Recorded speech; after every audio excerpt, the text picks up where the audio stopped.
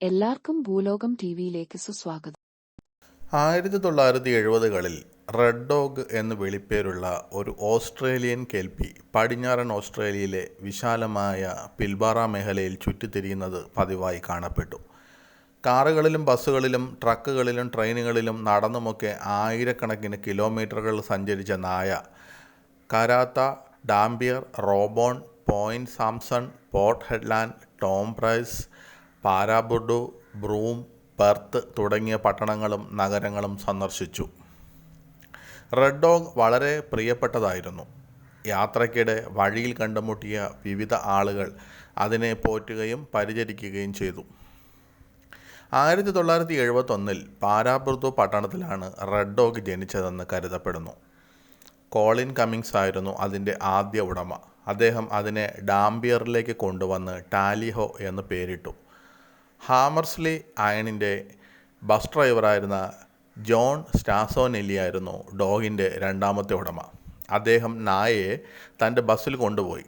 താമസിയാതെ ടാലിഹോ ഡാംബിയർ salt കമ്പനിയിലും ഹാമർസ്ലി അയണിലും company ബസ്സുകളിൽ സ്ഥിരമായി യാത്ര ചെയ്യുന്ന വ്യക്തിയായി.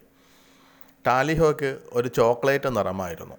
അതുകൊണ്ട് അതിന് റെഡ് ഡോഗ് എന്ന പേര് നേടിക്കൊടുത്തു.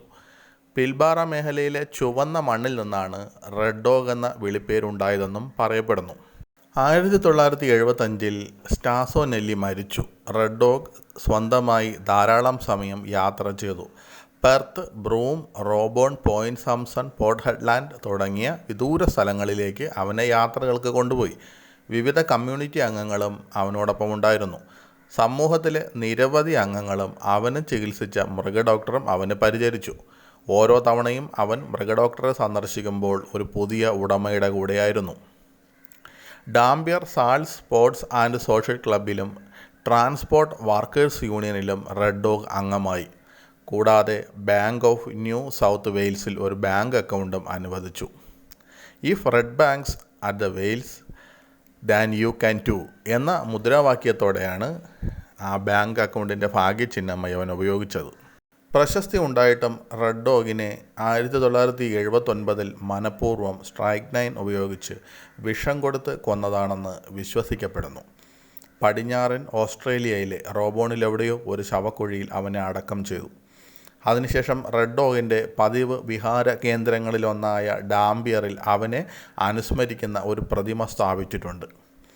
റെഡിൻ്റെ മരണശേഷം ഓസ്ട്രേലിയൻ എഴുത്തുകാരിയായ നാൻസി ഗില്ലസ്പി 1983-ൽ പുറത്തിറങ്ങിയ തൻ്റെ റെഡ് ഡോഗ് എന്ന പുസ്തകത്തിനായി പിൽബാര മേഖലയിലെ നിരവധി ആളുകൾ എഴുതിയ കഥകളും കവിതകളും സമാഹരിക്കുകയുണ്ടായി.